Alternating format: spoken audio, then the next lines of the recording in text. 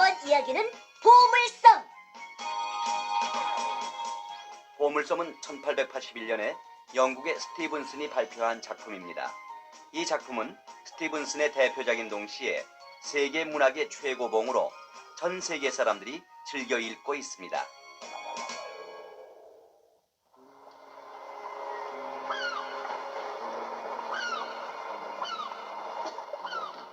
영국의 어느 바닷가 마을에 벤보 제독이라는 작은 여관이 있었어요. 이 여관에는 주로 뱃사람들이 머물다 가곤 했어요. 그러던 어느 날 얼굴에 칼자국이 난 남자가 여관에 묵으러 와서 여관집 아들 짐에게 돈을 주며 말했어요. 나는 빌 선장이다. 만일 외다리 사나이를 보면 즉시 내게 알려다오. 빌 선장은 늘 초조해하며 짐에게 물었어요. 외다리 사나이는 아직 나타나지 않았나? 빌 선장은 독한 술을 마시고는 큰 소리로 떠들면서 다른 손님을 못살게 굴었어요. 짐의 여관은 빌 선장 때문에 손님이 거의 오지 않았어요. 게다가 빌 선장은 여관비를 한 푼도 내지 않아 생활이 아주 어려워졌어요.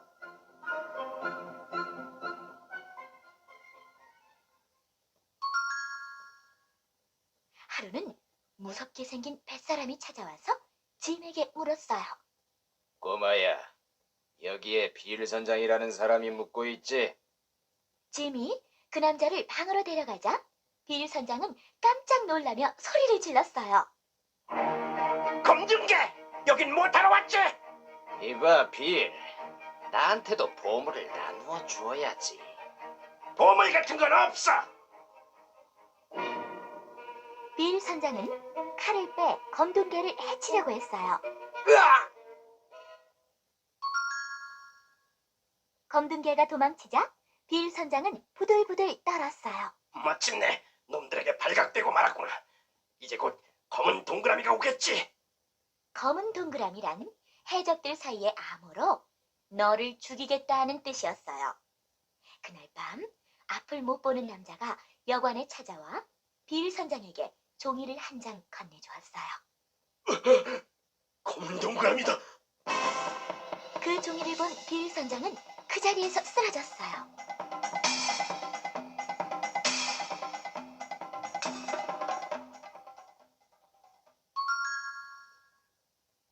앞을 못 보는 남자는 어느새 사라지고 없었어요. 선장님, 정신 차리세요. 짐이 소리쳤지만 선장은 꼼짝도 하지 않았어요. 빌 선장은 이미 죽은 것입니다. 어머니와 짐은 빌 선장의 가방을 풀어보았어요. 그 안에는 지도와 돈 등 여러 가지 것들이 들어있었어요. 그때 빌 선장을 죽이러 온 해적들이 문을 세게 두드렸어요. 짐과 어머니는 돈과 지도를 가지고 해적들을 피해 얼른 여관을 빠져나왔습니다. 짐과 어머니는 해적들의 눈에 띄지 않도록 숨어서 가만히 지켜보았어요. 선장의 가방을 뒤진 해적들이 소리쳤어요. 지도가 없어졌다. 이 집 사람들이 훔쳐간 것 같으니 당장 그들을 찾아. 그때 총소리가 나면서 말을 탄 경찰들이 달려왔습니다. 반항해도 소용없다. 어서 항복해라. 해적들은 모두 허겁지겁 도망가 버렸어요. 구해주셔서 고맙습니다. 사정을 들은 경찰은 짐을 트렐로니 씨의 저택으로 데리고 갔습니다. 짐은 트렐로니 씨에게 빌 선장의 가방에 있던 지도를 보여주었어요. 트렐로니 씨는 한동안 지도를 들여다보고 있다가 벼랑간 큰 소리로 외쳤습니다. 이것은 해적들이 숨겨놓은 보물섬의 지도야. 굉장한 걸. 당장 보물을 찾으러 가자.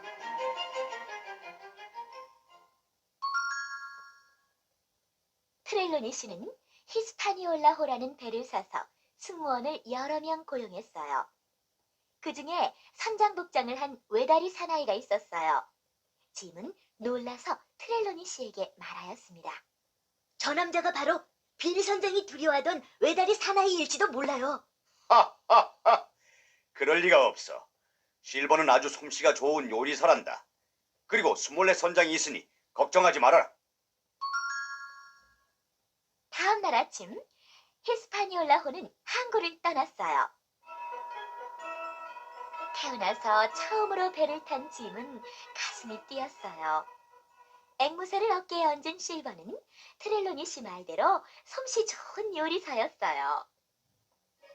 실버는 짐을 위해 맛있는 과자를 구워주기도 하고 재미있는 모험담도 들려주었어요.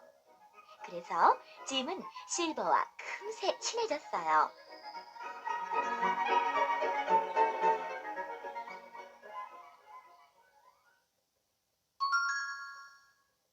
어느 날 밤, 짐이 배가 고파서 갑판에 있는 사과통 속에 들어가 사과를 먹을 때였어요. 문득 실버의 목소리가 들려왔어요. 놈들이 보물을 찾아내면 모두 없애버리고 보물을 빼앗는 거야. 알았지? 역시 실버는 빌 선장의 말대로 무서운 해적이었구나. 짐은 너무 무서워서 와들와들 떨었어요.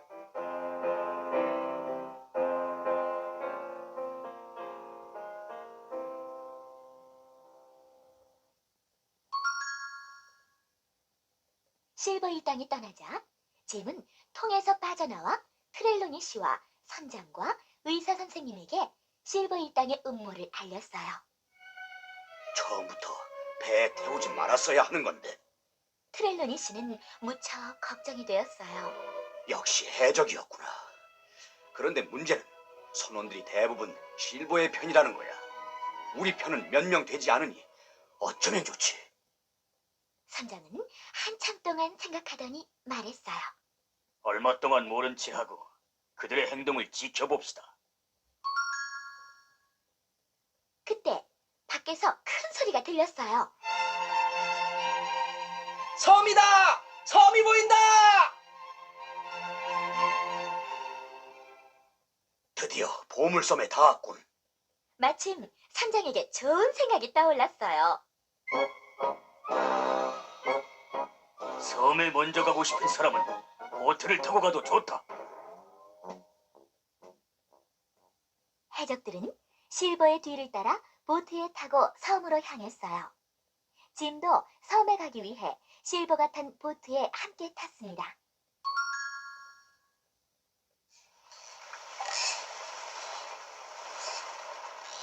보트가 섬에 닿자 짐은 얼른 뛰어내려 정글을 향해 뛰기 시작했어요.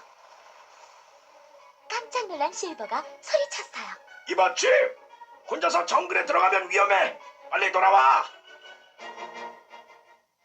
짐은 정글 속을 정신없이 달려가다가 길을 잃고 말았어요.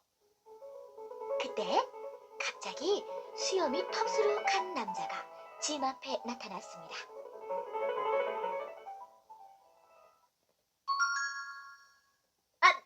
당신은 누구죠? 놀란 짐은 가지고 있던 권총을 꺼내 그 남자에게 겨누었어요. 나는 수상한 사람이 아니야. 내 이름은 벤걸이고 3년 전에 해적인 플린트 선장이 나를 이 섬에 두고 갔어. 나를 도와주면 보물을 나누어 주겠다. 알았어요. 선장님께 부탁해 보겠어요. 짐은 벤건과 약속하였습니다.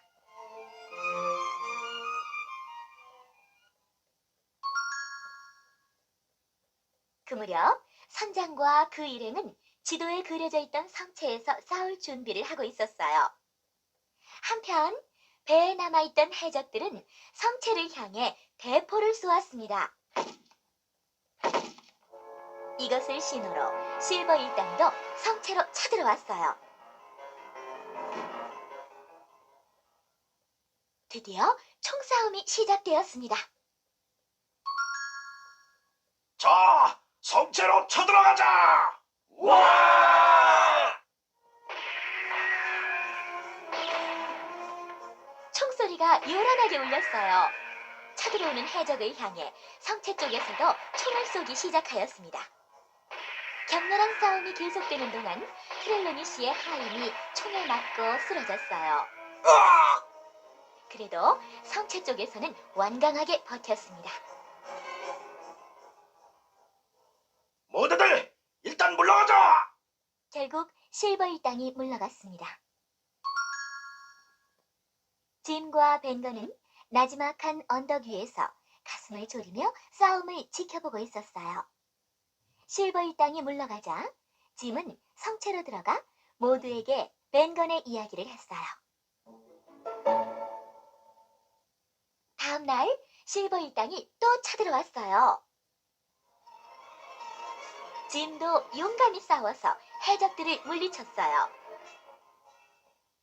해가 질 무렵 짐은 해적들의 손에 넘어간 배를 되찾기 위해 혼자서 살그머니 성체를 빠져나왔습니다. 배가 해적들의 손에 있으면 보물을 찾아도 영국으로 돌아갈 수가 없어.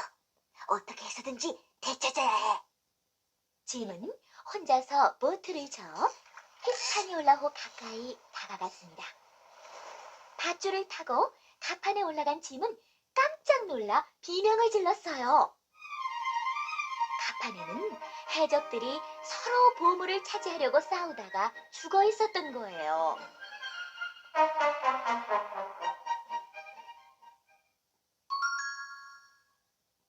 그런데 그 중에 한 명이 살아있었어요. 해적은 칼을 휘두르며 짐을 덮치려 했어요.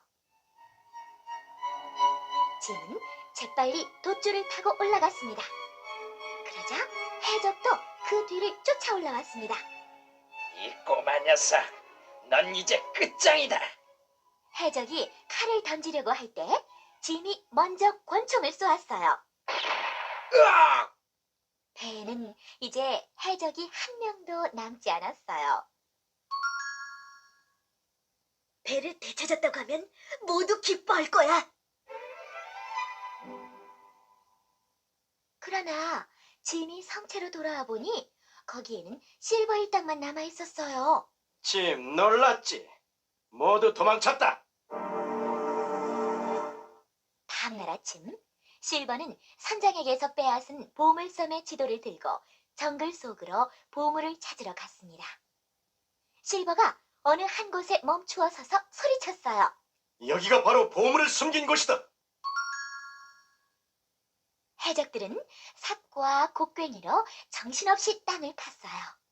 그러나 아무리 파도 보물은 나오지 않았어요. 해적들은 화가 나서 실버에게 대들었어요. 실버, 우리를 속였지? 너는 저 꼬마 녀석의 패거리와 짜고 보물을 가로챌 생각이었지? 해적들은 두 사람에게 총을 겨누었어요.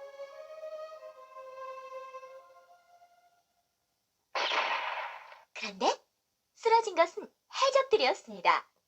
트렐로니시 일행이 짐을 구하러 온 것이었어요. 나머지 해적들은 재빠르게 도망쳤습니다. 사실 보물은 벤건이 오랫동안 조금씩 다른 장소로 옮겨놓았기 때문에 그곳에 없었어요. 일행은 보물을 숨겨둔 동굴로 갔어요. 와, 정말 굉장하다.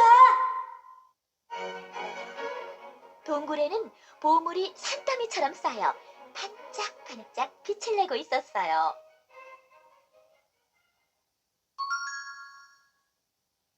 모두 힘을 합해 보물을 배에 실었어요.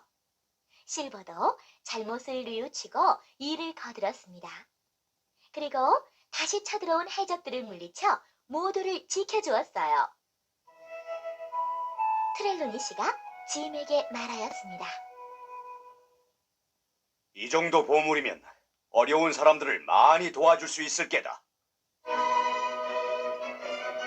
보물을 실은 히스파니올라호는 마침내 영국의 항구를 향하여 출발하였습니다.